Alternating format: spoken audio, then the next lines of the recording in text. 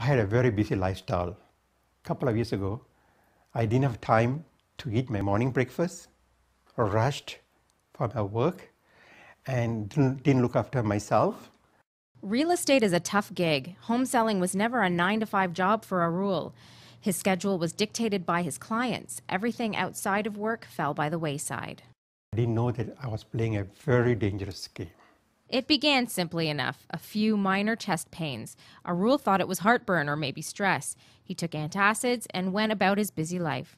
When one morning the pain was so bad, he knew that this was not acid reflux.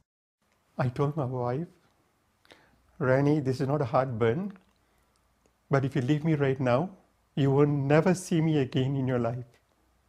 And she was shocked. What's going on with you? She asked me.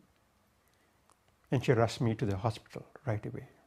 Arul was told he had severe blockages in his arteries and his heart was severely damaged. He would have to undergo quadruple bypass surgery, carrying with it a long recovery.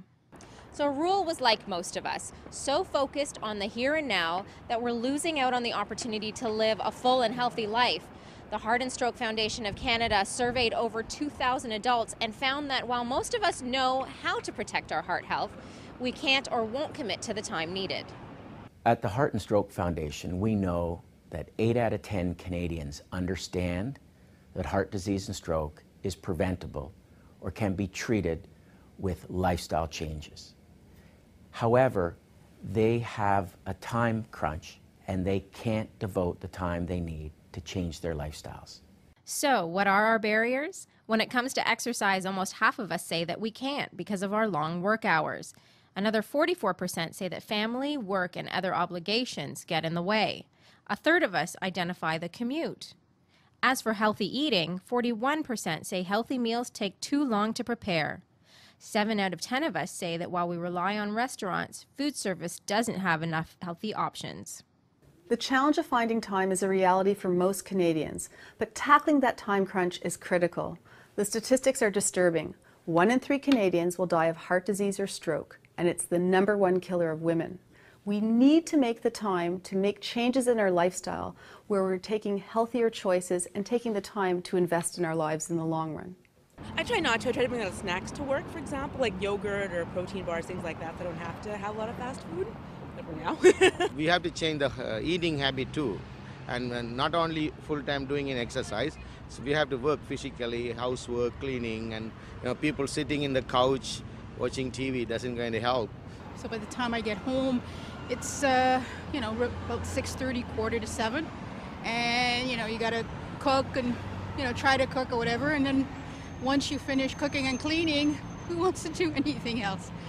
150 minutes of moderate to vigorous activity a week can reduce your risk of high blood pressure, diabetes, heart disease, and stroke by up to 30%. And if you think you're too busy, it doesn't have to be all at once. 10 minutes at a time is enough to reduce our risk. Making these healthy changes is a good investment in your health in the long run. Some of the resources and initiatives that the Heart and Stroke Foundation offers to Canadians to overcome the time crunch include the My Heart and Stroke Health Check recipe app, which is an on-the-go portable solution for people to be able to incorporate healthy recipes wherever they may be. Healthcheck.org, which is our program allowing people to make healthy choices in-store and in restaurants across Canada. And of course, heartandstroke.ca, which is a treasure trove of health information on everything related to prevention of heart disease and stroke. Arul had a second chance. Some are not so lucky. He's now making the most out of life by being physically active and eating healthy meals. My diagnosis for my heart disease was a wake-up call for my time to take care of my health.